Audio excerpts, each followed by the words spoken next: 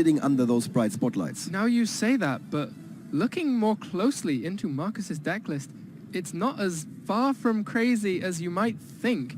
Obviously, we see a lot of Pendulum Magician decks in the tournament, but here we have Rank Up Magic Argent Chaos Force, one copy of in his deck. There's a combo that he has access to What's here his target? using Beatrice. Don't talk down the player. No, I said what's his target? He's able to perform a rank 6 to summon the Beatrice, sending Chaos Force from his deck to the graveyard. Then when he overlays the Gaia Dragon on top of the Beatrice, he can add the rank up spell back from his grave to the hand. Now the rank up spell isn't there to be activated, it's to discard so that he can rank up his Utopia into Utopic Zexal and lock out the opponent. Oh my! I've not even seen this. I had a friend who played Utopic Zexal Zoo at our nationals, and he'd not played Yu-Gi-Oh for like ages and was able to make it to the top cut. No, he was doing very well. But yeah, the Utopic Zexal is insane. But just think of that. Like, you're bringing a unique take on this established deck to the feature match table. Yeah. You're sitting in the finals. You're expecting to be the crazy one. Yeah. And you're far from it. I mean, his opponent is playing World Chalice. Yeah. Like, I cannot emphasize this enough. Yeah. World Chalice. I remember seeing the deck list being added, and I saw the rank up magic, and I just wondered, what is the target for this rank up magic? This is one of those few times where I can actually not blame a player for picking up half the cards the opponent is playing in the finals. Yeah. Usually you expect them. You've played this deck like a million times. Yeah, you're in the finals of a Here we see YCS. it. You should know all of the cards that your opponent has, but Here's the Transmodify, by the way. Ooh! I don't believe it. I'm not going to look at the screen. I was blinking. I didn't see it. It doesn't count. Earlier on, I was saying how good Transmodify is in this deck. And it was not. Okay. No, it is. It is. It absolutely is. He was saving his secret trick for the finals. Markus says, okay, now it's the finals. I cannot hold back any longer. Now it's time to unleash the Transmodify.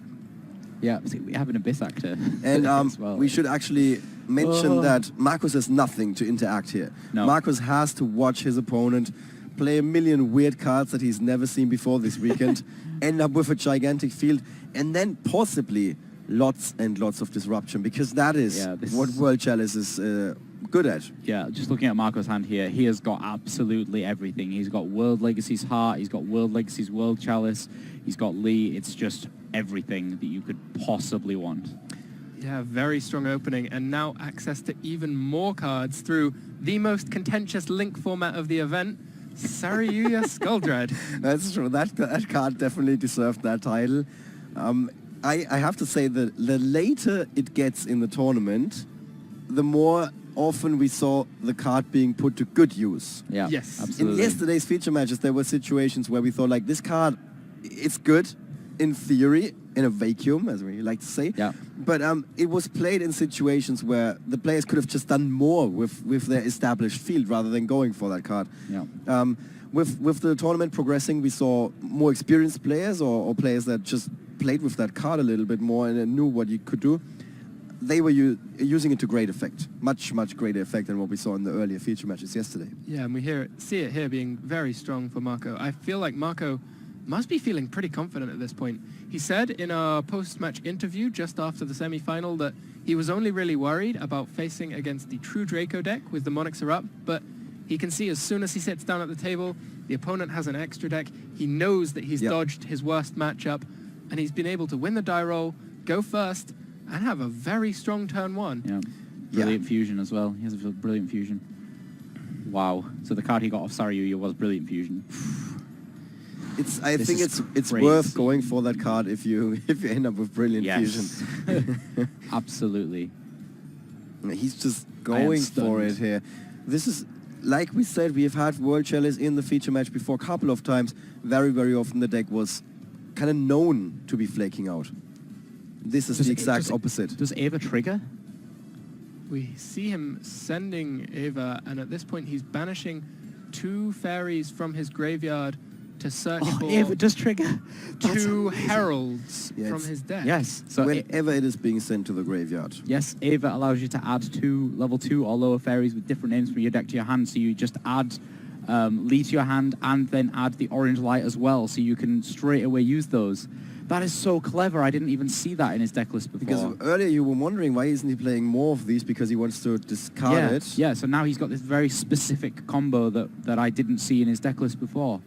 That is very clever. That little Eva in his graveyard. Just give him +2 cards. Yeah. Basically. Just says, here, you can go even further down the rabbit hole. Yeah. Negate any monster effect. And I think he's going to be able to summon a co-linked World Chalice Ningersu? No. It's not co-linked, but does it gain the effect just for each World Chalice yes. it points to? Yeah, each World Chalice Doesn't even need to be co-linked. Okay, so I'm trying to he'll remember be its name. It's not Ningersu. It's... Ningersu, the World Chalice Warrior. No, Ningersu is the one that destroys stuff. Sends to the grave. Oh, sorry, yeah, I'm thinking, yeah, I got that completely wrong. I'm, again, thinking of his old name. Yes. Yeah, so you just get to draw 2. It seems to be an ongoing problem with you.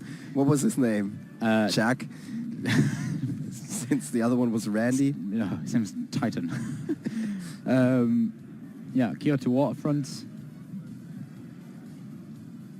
This almost feels like we're watching Zombie Lightsworn Grass deck with him working through his deck. Markus is not pleased right now. He's just staring down this field. Have we seen the effect of Saryuya to special summon from the hand yet, or was that it coming in there? I think that was it. Yeah. So far, most of the special summons came from like all different places. Yeah. Here's Ib. Oof. That's such an impressive field, and he's still not done. Yeah, gonna go get the Garmasil. This is just absolute insanity. We see a Twin Twisters in hand, able to take out some scales. We see a co-linked Herald. Firewall on the field. We know that there's a Herald and another Fairy in hand. This is what we were talking about, how you need to be able to build up so many negations. But it's also that he has 4 cards in hand after summoning 4 monsters to the field that are quite impressive, if you ask me. But yes, you are right. It is all about those negations right now. Yeah, so he's got 2 negates with The Garmasil. Kaiju. Yep, Kaiju and the then Herald. But then 2 further pieces of interaction from the Firewall Dragon and the Twin Twisters. So there are 4 cards that Markus needs to work his way through to be able to establish a board here. Is it possible? And, we cannot show this card apparently, but an Herald of Orange Light in his hand, together with another Fairy. Yeah. So, Wow. we're looking at what, 5 negates? Is that correct? Yeah, it's 4 A included. total of 4 pieces of interaction. 2 of them negations, 1 of them is returning to hand, and 1 of them is destruction for spells and traps. So, on a scale from 1 to 10, Thomas, this is where it counts the most. What would you give this opening in terms of a rating? Is that a solid 10? It's a 9 if it's not a 10. Okay. The only thing that I think might be better than this is something that involves a floodgate. All of the pieces of interaction that we see from Marco are a single-use piece of interaction. If he was sitting on a floodgate alongside a set of negations, Like anti-spell that fragrance? would be a 10 for me. Okay. So 9.5. Yeah, I think Solemn Judgment would put that up to a 9.75. It would be. Instead of Twin Twisters. It would probably be enough for an Olympic gold medal. Yes, Or let's just say Olympic medal. definitely. But Markus is far from giving up here. Despite everything that he's staring down at the moment, he's still looking for ways through. Yeah, And he's gonna- got a lot of cards that we hear in our pro player interviews earlier when we were learning about the Pendulum Magician deck. The deck isn't just good at going first and building a board full of negates. It also has the tools like Purple Poison Magician to be able to take out those boards. Right. But I think as soon as he assembles those scales, the Twin Twisters are going to come in. Yes, and at that point, if the Purple Poison Magician is destroyed, it will be able to destroy a card on Marco's side of the field. Only 1 might not be enough, but it's a start. It's a start. He can begin chipping away at that setup. It's a start in the finals where you really want to win. All right, let's see.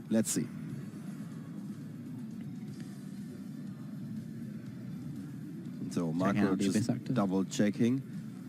There's a very high chance he's familiar with the cards his opponent is playing. Unlikely that Abyss Actor. That's not. Yeah, not all of terribly them. common. I mean, like as a general rule. The Abyss Actor being able to summon itself from the pendulum scale once per duel if its controller has no monsters on the field.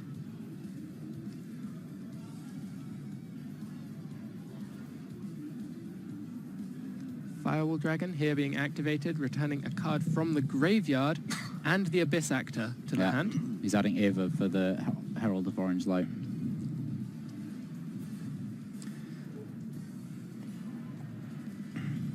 How many Heralds does he have in his deck? Just one. And Okay. just one Ava as well. And of course he drew it.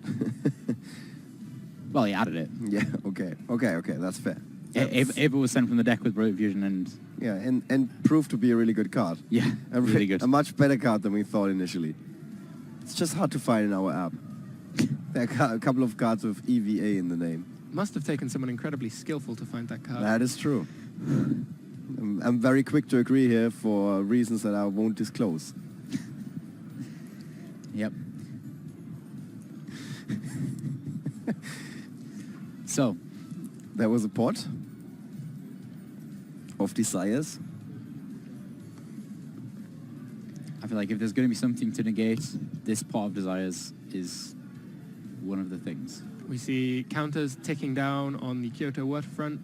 The Gamma Seal has negated it. And that is it. Yes, Marco Perico with the first game win in the finals. He's just one more duel away from becoming the YCS winner. But this time he won't get to play first, and that might turn things on its head, particularly if we see that Utopic Zexal combo coming down for Markus Burtchem. I actually cannot wait to see that. We saw it at the UK National Championships in Altrincham with the aircraft that we had in the venue. Yeah, it was a great feature match. It was a zoo deck, and instead of going through the full combo with fusion substitute and all that kind of stuff, instead he just played Utopic Zexal and just won the game. So the zoo deck at that time, though, had to draw the rank up spell. Yes. This time, only a single copy of that rank up spell in the Magician deck and a way to search it. Yeah, if so we it's can even better. see Markus having access to a rank 6 and a rank 4 at the same time, I think that's everything that he needs to be able to put that lock out. Yeah. All right, let's see the side decks of these guys. Markus is playing Effect Veiler in the side deck. Just as we've seen or said many times this weekend, Effect Veiler suddenly much better than it used to be the last couple of months, mostly with the disappearance of Spiral when it comes to the popular decks. Performage... Performer Pal Seal Eel is a card that we aren't likely to see with Markus playing first. It's a pendulum scale that has an effect to negate monster effects already on the field, but it's not a quick effect, only on the player's turn, so it's generally only brought in when playing second. We have a Kaiju, three copies of that and of the Mystical Space Typhoon. Then we have Cosmic Cyclone, 3 more. Lots and lots of spell and trap negation, or not negation, but destruction. And an Abyss Dweller in the side deck. So that's it for Markus. Not that many options to do crazy sideboards stunts here. A bit different for Marco. He's got 3 mind controls, 3 anti-spell fragrances, 3 evenly matched, 2 Mask of Restriction, 1 Raigeki, Arglord Christia, Chinzo, and also an Abyss Dweller in the side deck. Yeah, the mind control. We can see the mind control going in. A very strong choice when playing second. To go with together with a Raigeki also and went in. evenly matched. Thomas was also playing the same cards with mind control. Yeah, Really Thomas, good. we should mention, was the first World Chalice player we featured this weekend. Luke predicted that he was somewhere on the sidelines with a World Chalice flag and waving the whole time while Marco was playing. And that's the story I'm sticking to. The real story is that Thomas was asked about the semifinals and said, I don't like his build, which must have... I don't know, he's not known as the Chalice kind of person, but so I think it was his honest opinion that he really does not like this particular build of that deck. Yeah. Maybe he'll have some other thoughts once he's seen what it can do if he's watching this feature match. Yeah, possibly. Maybe, yeah. It's curious that both of the players here, not that it's likely to be hugely relevant in this match, have chosen to side deck the Abyss Dwellers rather than finding space in their extra deck. So, wow, that must be an amazing statistic that you are like way more likely to get to the finals of The largest European Abyss YCS. Dweller- If the Abyss Dweller is in the side and not the main. This is the event. secret. This is the takeaway from this. If you want to go to the finals of a large tournament, play Abyss Dweller in the side deck. Yeah. So Markus may even be bringing it in here. We saw some effects being activated in the graveyard for Marco. The Eva came down and triggered in the graveyard to add 2 cards to hand. So Markus may have brought that one in. All right, we got a new song playing in the background for you guys and a new duel that just started in the finals. Both our volunteers hard at work entering those card names. Pendulum will start. Pendulum will start. Okay, no surprise there. Nope. Let's see Utopic Zexal. We see Marco's hand loading in first, Ash Blossom and Joyous Spring. He's got interaction. Lee the World Chalice. Twice. Mind Control and Soul Charge. So he did draw into cards from his side deck and he's got a bit of disruption with that Ash Blossom. He might be needing it. Let's see what Markus has. Oh, so much for that disruption. Ash Blossom. Markus starts with Abyss Actor, Curtain Racer, and he's also got Mythical Beast, Master Cerberus. Also in hand, rank up Magic. He That's has the rank up ability to Magic. go straight into this Utopic Zexal play here.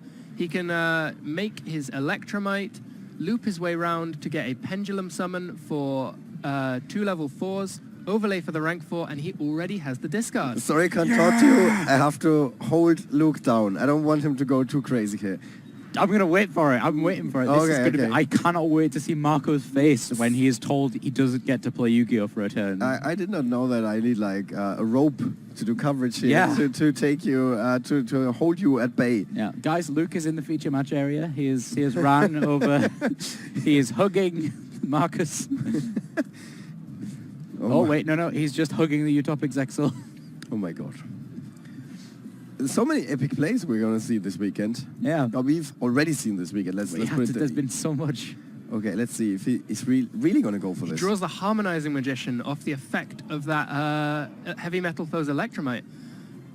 It seemed an odd play to send the Wisdom Eye Magician. I don't think he was guaranteed to set up a scale there until he found that Magician off the one drawn card. Wow. That's skill, draw skill to be precise. But it worked out for him. This is just phenomenal. Many years ago, there used to be a saying in German, Skill ist, wenn Luck zur Gewohnheit wird. That tried to say that the players that you accuse of being lucky all the time are actually super skillful, and that's why they end up setting up these situations that look like they're lucky, but they knew exactly what was coming. This is what we have here. Yeah. Or he's really just very lucky. Yeah, right. Keep an eye on Marco's face here. Keep an eye on Marco's face. Yes. Utopia? It's still, he's like a bit, yeah, what is this? What What is this? Yeah, I have to pick Hold this up. your horses. And Utopic Zexal hits the board! Oh my gosh. Can I see a translation of this, please? Please. He's asking for a translation. This is even better. We're gonna be holding on until the translation of this card is actually given. Okay, you can also exceed summon this card by discarding one rank up magic normal spell card, which any normal person in the venue has not been playing, but Markus Burtchem ended up in the final somehow is playing this. Absolutely. Then using a Utopia monster you control as the exceed material. That's what he just did. Yeah, please read on. This card's exceed summon cannot be negated. Nah. In a format that is all about that one or maybe 2 negations, that sounds like a pretty strong effect. Yeah. When exceed summoned, your opponent's cards and effects cannot be activated. I think that's a typo. Wait a second, I'm reading that again. When exceed summoned, your opponent's cards and effects cannot be activated. Correct. Yes, this is the Continue. This is the actual card text. Gains 1,000 attack and def for each exceed material attached to it. Yes. And Please go on. We've not got to the best bit yet. once per opponent's turn quick effect, you can detach one exceed material from this card. Your opponent's cards and effect cannot be... Wait a second, I have to read this again. They cannot be activated this turn. Nope. What Nothing. just happened? You get So, nothing. for the entirety of this turn, Marco is unable to activate cards or effects. Yeah, There are 3 materials I under don't- that Utopic Zexal. So for 3 turns, the only action he can take is to, just summon monsters to do nothing. You set monsters. That's all you can do. This is completely crazy. Yeah, and it's not like this is it. His next turn, Markus is going to be able to proceed to just produce a huge field of monsters. Markus Burtchem is trying and failing when it comes to containing his smile. Yeah, absolutely. Absolutely. He's like, yes, this is my stream moment. Even if I lose in the finals, I'm going to be going down the history books as somebody who just made that move in the finals. However, there's a kaiju. There's one turn. It doesn't matter. He only needs one turn. It's still one of the very best outs that you can have. Yeah, but that's it. That's all he could do. Crazy. To quote a wise man, I don't have to play very well if my opponent can't play at all. That was exactly what was said. Who said that? That was the guy who was playing this at the UK Nationals in his post-match interview. I thought Gandhi was playing cards or something for a second there. Wow. It was the perfect quote. It's crazy that Marco has an out for this impossible to beat card. So now it's all about, can Markus Burtchem wrap things up in this turn? Has to be. And I think it would be foolish if he didn't have a plan to be able to wrap this up this turn. He needs to. This is going to be it. I mean, it was an epic opening. Marco, however, did have an out with his kaiju. And now Markus Burtchem is actually under pressure. This sounds weird, but Marco Perico has a good hand, or a decent hand, with that mind control, with that soul charge, and Lee the World Chalice Fairy. So Markus Burtchem needs to wrap things up here. 8,000 LP to go. So the effect of the Heavy Metal Foes Electromite has just been used there, destroying the Harmonizing Magician and adding it immediately back to the hand. If he's able to put together a pendulum scale alongside that Oath Dragon in his one pendulum zone, he can then pendulum summon from the hand that Harmonizing Magician. And there he has the Wisdom Eye that completes the scale. He searches for his high scale. He's now able to pendulum summon both the Wisdom Eye from the extra deck and the Harmonizing Magician from the hand. He'll get an additional special summon from the deck when the Harmonizing Magician is summoned from the hand. He has access to all of the tools in his extra deck, and it should just be a matter of using those to summon out enough attack points to finish the game here. Right. Okay, Markus Burtchem is on the right track. He's on the freeway. He's cleared the gang. He's now entered the freeway, which is a callback to round 1 yesterday, which was at the very beginning of this tournament. We had to sit people outside the main hall, still in the venue. Yeah, not outside, Mr. Withington, I was waiting for your... Yeah, you nailed it. You nailed it just outside the main hall. And there were so many players that still was not enough, so we had to actually go upstairs and secure yet another hall to seat all of those players. The tournament center people that are running this tournament, they're doing the OP part, or the setting up part. We're talking to the German staff, and the German staff tried to explain that for fire security reasons. Okay, let's finish the story in a second. Markus Burtchem just won the second duel, and it's now 1-1. Yeah, in the finals. Utopic Zexal. The first time we have seen this on a YCS live stream. I was talking with some friends just before the start of this match, and this is exactly what we'd hoped would happen. We were saying we wanted to see one game where the World Chalice player gets to do their things, puts out a huge board.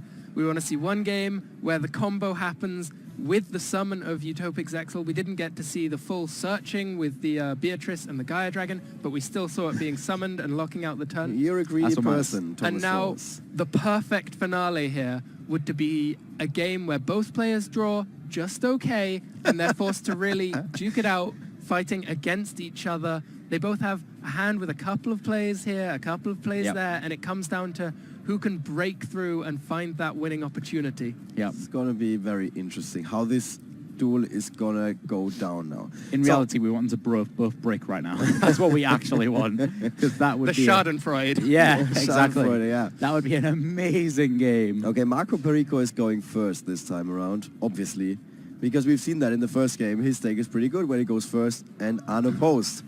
That means some cards are going to go out of his side, from his main deck into his side deck. Is he going to side out the Mind Control? He's had the Raigeki on top. He's thinking of, Raigeki. I expect to see Mind Control out, evenly matched out, Raigeki out, and potentially things like Archlord Christia coming in. We see the Mind Control and the Raigekis. They went out again. I just saw the Jinzo going past. It's actually a Tinzo as well, which is even better. Tinzo. Yeah, it's from the tin. Luke, It's called Tinzo. you mentioned that it might be interesting to see if both players bricked. I have a feeling that if we saw a brick from both players here, Marco would just be instantly out of it. A brick for a World Chalice player means much worse. absolute dead. Yeah. A brick for Pendulum Magician, still probably going to be able to struggle its way into an Electromite. They don't brick very well. Yeah. A brick from a World Chalice player used to be called business as usual before we entered the semi-finals. Every single time in the feature matches. Usually we had to be happy if they just won one game somehow. Yeah, and now Marco Perico here is in the finals with World Chalice. It's a very unique version of World Chalice. Proving us all wrong. He's proving us all wrong. This is going to be it. Just going to quickly wrap things up with my story earlier. Okay, so rank up Magic has gone out, by the way. Oh, so he's like, I had my moment. That is it. It's only a strong combo when you're playing first. Yeah. But he's main decking it, right? Yeah. Yes. Yeah, so he wants to unleash that in the first game if possible. Yeah. I feel like this is the calm before the storm. It is. I'm pretty confident it is. Ollie, how about your story? My story, right. So many years ago that I started that. So we have a lot of players in the upper hall, and tournament centers asking the German staff, so for fire security reasons, how is the layout? Because they obviously wanted to have like rows on the side of all the tables, because that would mean we can fit more players in. And the German staffer said, we need a gang in the middle, which is the German word Gang, means like a road in the middle. He just pronounced it English to get his point across. And ever since, I'm imagining that somewhere in this venue there's a gang of people, maybe with knives and stuff, pickpocketing Yu-Gi-Oh players. That's an awful image. Yeah, hopefully it didn't happen so far. It's like my nightmare come true. Okay, we're just getting the hands loaded in here. We see 2 pots of desires for the Pendulum Magician, and not a lot going on the World Chalice side. No, so there is nothing going on the World Chalice side. I think, Luke, what you've asked for may have come true here. Hold on. There's a Kyoto waterfront. He does have an anti-spell fragrance to stop his being opponent. set, and with enough bricks to build a house, he passes turn. He's got beckoned by the World Chalice and Eva together with Herald of Orange Light. Yeah, there's nothing for this anti-spell fragrance, though. This is good news for Markus Burtchem, who just won in a very memorable way the second duel. Yeah, there's nothing. And There is a purple poison magician in the hand. It doesn't immediately out the anti-spell fragrance, but it can be set so that if it's attacked over, it will be able to destroy that anti-spell. Herald of Orange Light. It will destroy the purple poison in the extra deck, it will go to the graveyard, and it will trigger again and destroy the anti-spell. Okay, yeah, actually, I didn't even think about that. You stand corrected. Yeah. All right, good news for all fans of Markus Burtchem. First blood. I think this is the first time we're seeing an attack in the finals, actually.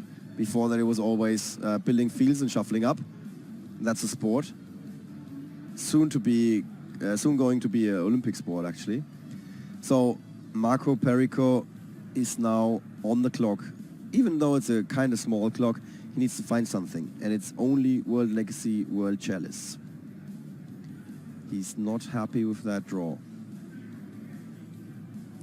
Is he gonna just pass right back? No, please. No, I think he can proceed now. He has World Legacy, World Chalice. Because he can just summon Imduk and then tribute it for World Legacy.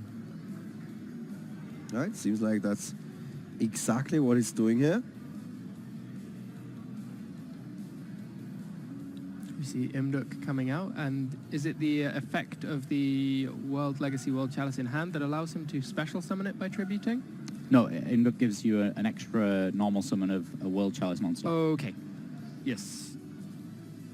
He's choosing instead to set it.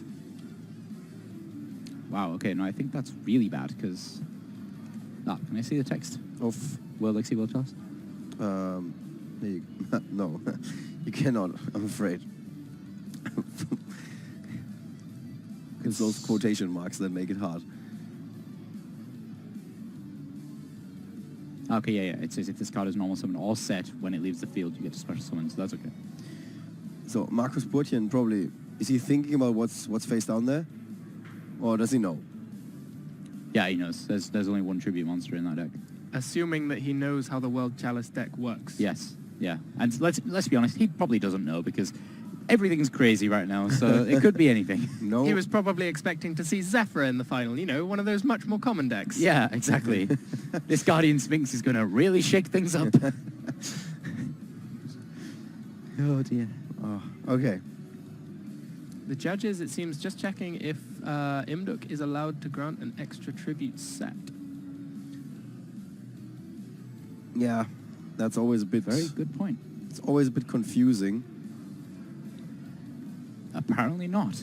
No, normally, sometimes it says you can tribute summon or tribute set, Yeah, I'm just checking the but text. normally the tribute summon or the or set part should not be necessary. No, or is it only says tribute you summon? can normal summon one World Chalice in addition. Wow. Okay. It's just a normal summon. Yeah.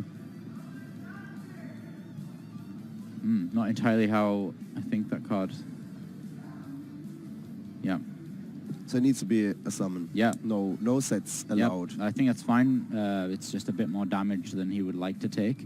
In fact, World Legacy World Chalice actually has an effect when it's just face up on the field anyway, so might actually work out. It's kind of like Thunder King Ryo. You contribute it to send a monster to the graveyard if a monster or monster is a special summon from the extra deck, so that will stop a Pendulum summon from Markus. But how is it for attack points? Awful. It's got none. So we're quite likely to just see the Purple Poison Magician here running it over. Yes, but unlikely that... It means it's unlikely that Markus is going to be able to win with some huge Pendulum summon this turn. Oh, I mean, there's the anti-spell fragrance anyway. Yeah, true. As long as it's active. Of course, yeah. Completely forgot about it, but yes. Regardless, he's not going to be able to do much with that World Legacy World Chalice on the field because, yeah. The whole game is just being slowed down at this point by that anti-spell fragrance. Yeah, massively. So as we said in game one, the way to get the ideal opening board is to have a floodgate. If we'd seen the floodgate, it would have been, for me, the perfect opening at that point. But this time, we see just the floodgate and none of the negates. And this is really showcasing the power of those floodgate cards. Even with nothing else on his side of the board, he's able to stop what would have been an absolute onslaught of magicians. Yeah. That is fair to say. So currently, both of these decks, they are running like in half throttle rather than full steam ahead. And as we pointed out before, if both decks are not at their best, at their peak, this might favor Pendulum Magician being that consistent. This is exactly what we wanted, though. Yeah, kinda. We want to see a comeback now. And then another comeback, and then another comeback, and you know where this is And we going. want one of them deck out. Yeah, exactly. That's In what we time. want to see. In time, on top. Perhaps unrealistic to reach a deck out in the next 11 minutes, but it does seem that we do at least have some play and counterplay going on this time, whereas our first two rounds were absolute... Wipeouts by both. Yeah. It was. We've already seen more duels in the third game, or more turns in the third game than we've seen in the first two games combined. Yeah. So yeah, Markus Burtchem sitting in the driver's seat, even though it's a very slow car that he's driving right now. He's going to ram the Purple Poison running in his Purple Poison just to get it to die. Yeah, what do you think he's going to go for? The anti-spell fragrance? Absolutely. There's no reason to hit anything other than the anti-spell here. The anti-spell is the one card that stands between him and being able to amass his Pendulum board. So, but what can Marco do to stop him from doing that? I don't know if he can do anything. He might try and use that Herald Orange in his hand, but that would be a really awful decision. Yeah, so that happens. Purple Poison Magician going back to the extra deck face up, and that should be the end for Anti-Spell Fragrance.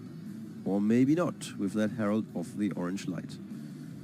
So the Astrograph Magician has also been used in response to that destruction. That may even prevent the Herald Orange from being used on the effect of the Purple Poison. Can you use the Herald of the Orange Light in the damage step? Yes, as a card that negates the activation, it is able to be used in the damage step. Frequently, similar effects negate effect, not activation. Those cannot be used in the damage step. Okay, so the Anti-Spell Fragrance, the floodgate is gone. The gates are open. Let's see how many mages or magicians can now pour through them. Seemingly he does have a second herald. Couldn't find it on his deck, but that's probably because it's in Italian. Oh, right. Did he write them down as 1 and 1 because the names are different? No idea. No, I didn't. I just knew by the judges telling me that he had it in his deck. They didn't actually tell me how many. It may, of course, here have been a bit of a mistake to put that astrograph at the Chainlink 2. If it had been Chainlink 1 astrograph and Chainlink 2 purple poison, the Herald Orange would only have been able to negate the purple poison, and that would have meant guaranteed resolution of the astrograph effect from the hand. Don't think he could put it that way around because the purple poison was a trigger. Is the astrograph also not the 100%. trigger? Well, but it's when a card is destroyed. Depends on what kind of trigger it is. But anyway, let's not. It was done that way. If a card you control is destroyed by battle or card effect, you can special summon this card from your hand. Then you can choose one monster in the graveyard, extra deck, or that is banished. It was destroyed this turn, and add one monster of the same name from your deck to your hand. You can banish it, plus 4 monsters. Yeah, I think we don't usually need to worry no, about that. we don't need to talk about that. Okay, back to Markus Burtchem, who has now Pendulum summoned. We said it, the floodgates are open, and here are the Pendulum magicians that are pouring in. They say this YCS title is going to Germany. Marco has something to say about that, however. He says, no, I want to take it back to Italy with my World Chalice deck. Still not a joke. I'm still like second guessing myself while I'm saying stuff like that. I'm like, am I being serious right now? At this point, Markus certainly seems to be in a commanding position. We're going to see Heavy Metal Foe's Electromite coming out and starting to cycle through those cards, bringing new things to the extra deck, recycling from the board to the hand, creating new opportunities for Astrograph and Chronograph Sorcerer. The story that you need to be telling is written all over Marco's face. He is not feeling very well. Yeah, he's got his face in his hands. He knows what's coming. He sees this. And Markus Burtchem, meanwhile, still very cool, calm, and collected. With a little smile on his face, he's going through the moves. He's gone through these moves a couple of times this weekend. That's very fair to assume. And he's just a few steps away from victory. Yeah. As soon as this Electromite came down, Marco knew it all begins here. Or it all ends here, depending on the way you look at it.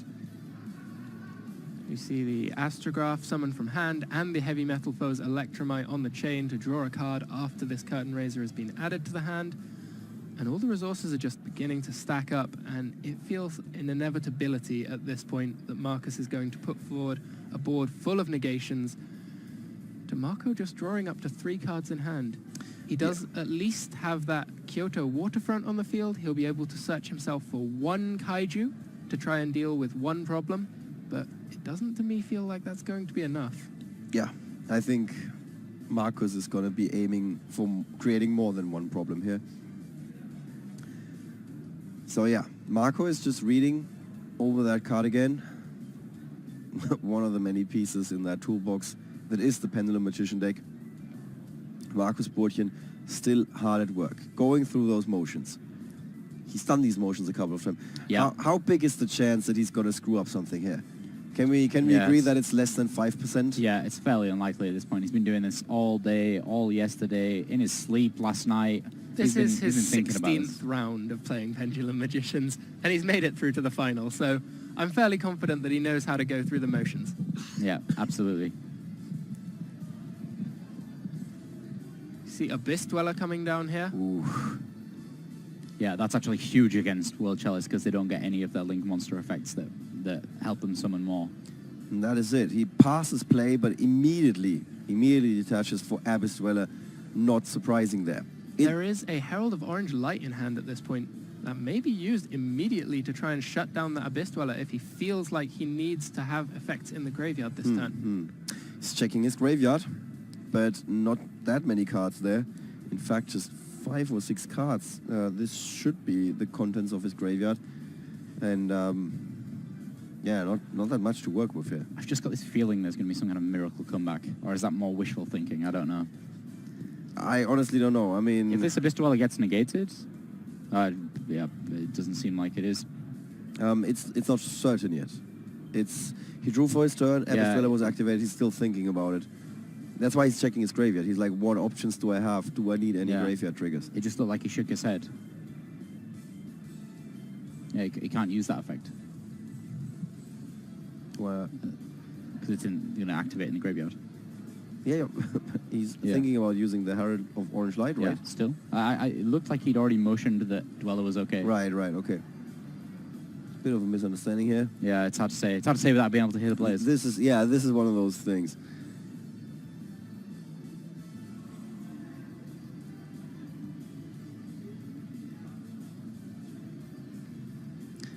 So yeah, Marco Perico just a few moments ago. Yeah, it did. Well, it must be through because he just used.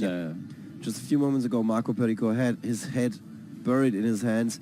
He's now picked himself up, but he's still looking like he's a bit under shock. Yeah, he's not at 100% here. I do wonder here whether the strongest play he has available to him might be to tribute summon Gamasiel to his own side of the field. Actually, no, with the Astrograph Sorcerer already face up on the field. Yeah. It simply wouldn't have enough attack. No. So Marco now searching for something in his extra deck. Summoning another Imduk, as we saw on his first turn. Yeah, he's got Guard Dragon, where he's going to be able to use the extra normal summon to summon Guard Dragon, and then make a Link 3. But is this going to be enough? Okay, he's going to go for Link 4. That's the Herald. This may be another option for Sariyuya to come out and try and dig for an answer. This would be one of those uses where we cannot really disagree with the use of that card. Yeah, well, Sariyuya will be able to special summon the Kaiju into defense position. If I remember correctly, it's got 2800 defense position, which is pretty good. Or even special summon it in attack behind the Sariyuya and give it 2500 attack. Yep. Sariyuya itself having high enough attack points to attack over and clear the Astrograph. This is definitely the card of the weekend. Yeah. I mean, we've seen it so many times. Oh, yeah. Oof. Still, Dweller is going to cause yeah. problems to the World Chalice combo. Ooh. One of the cards that I'm not quite sure about here, I think, is that a Stargazer Magician in the Pendulum Scale for Markus? Yeah. Yes, it is. What is the Pendulum Scale effect of that card? I understand that its scale is changed at times? If a Pendulum monster you control battles, your opponent cannot activate spell cards until the end of the damage step. Unless you have a Magician card or Authorized card in your other Pendulum zone, this card's Pendulum Scale becomes 4. So at the moment he has a Scale 2 and a Scale 4 in his Pendulum zones. With those two up, he's not going to be able to Pendulum summon anything other than level 3s, and I don't believe he even plays any. The Heavy Metal Foes Electromite. He does have a Magician in his other Pendulum Scale. Yes, but that...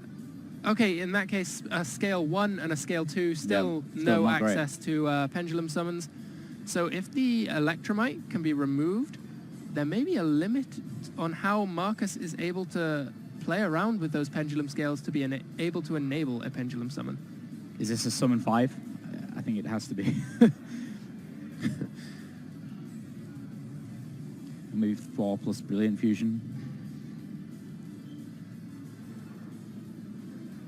Yeah. It might be a miracle comeback. Yeah, 4 plus the Brilliant Fusion. This is looking interesting. Yeah. Marco Perico definitely, his body language has changed quite a bit. Yeah, his head was in his hands. Now he seems to be really thinking about what's going on here. He's actually sitting on his shoulders again, yeah. Big thing to note, he just paid 4,000 for Soul Charge, and the clock in the top left is going to tell a huge story for this game. Yeah. We're about to hit time. And being a knockout stage of this tournament, there will only be 3 additional turns after the current turn. So he only gets 1 battle phase to try and transfer the advantage from that Soul Charge into damage. Yeah. Oof, that's gonna be clutch. This match is gonna be so exciting to watch. Yeah, absolutely. This is one of those Waboku would actually win the finals. Yeah. But I don't think we're gonna see that card. And by I don't think, I mean we are not gonna see that card. Alright. So Marco, talk about a comeback. Suddenly his field has been assembled. It's very impressive. Yeah. Especially considering that we felt like he was out of this. But Like you said, Thomas, only one more battle phase to get any damage in. It drew a brilliant fusion. Here we see Ningirsu will be able to deal with that heavy metal foe's electromite and potentially prevent Markus from being able to establish a pendulum scale on the next turn. Yeah, Ningirsu's effect. Upsetting both, just in case. That's a cosmic cyclone. Almost 6,000 life points difference between those two players. Currently, Marco Perico has the control over the board. He's going up even more into a link 4. He wants to find his way to a Firewall Dragon here. Co-linked with the Saryuya will be able to have another piece of interaction for the following turn. So he has one negation from the Gameciel and one bounce from the Firewall Dragon co-linked to the Saryuya. Okay. So Markus Burtchem needs something. His scales are blocked at the moment. Yep. That means no more fancy pendulum summoning. Nope, absolutely not. This game has absolutely turned around in this last turn. Marco Perico looked like he was ready to give up, but absolutely not. He has come all the way back. He's got Saryuya, he's got the Firewall Dragon, and this Gameciel with multiple negates. And you can tell. It's his head is working. He's like looking back at what he just did the last turn, and maybe the turn before when he was forced to watch, and he's thinking about, did I do this correctly? Like, was there anything else I could have done? Yeah. And I think he should be quite pleased with himself. This was really masterful execution there. Yeah. Coming back from nothing. He's in a very strong position here, but we can't forget, he's down 5,700 life points with only one battle phase left. Yeah. He needs to be able to clear out that board and put through a huge amount of damage in his one remaining turn. Yeah. And Markus Burtchem, of course, in his head, he just shifted modes as well. Yeah, he just went from, I'm going to win this by attacking and stuff like that, going to, I'm going to win this by walling up like there's no tomorrow, trying to make sure I'm somehow hanging in this. Yeah, is this Pot of Desires his last face down from before the anti-spell? So he'll banish 10, but we may see, as we saw in Game 1, Gameciel's effect coming in to negate the draw 2. Yeah, I think it has to be. It needs to. It has to, It has to, no question. Only 4 more cards in Markus Burtchem's deck. We might even see that deck out here. Nah, that was no the way. deck. Oh, sorry, that was the hand that he put aside. I'm confused a bit. It's been a long day. It's been a long weekend. Even longer weekend. He's allowing... He allows it to resolve. Lets the 2 cards. I guess you can save everything until there is something that potentially builds a pendulum scale. I think he has to keep this Firewall Dragon for the Abyss Dweller and for the Astrograph Sorcerer to be able to make way to swing in here.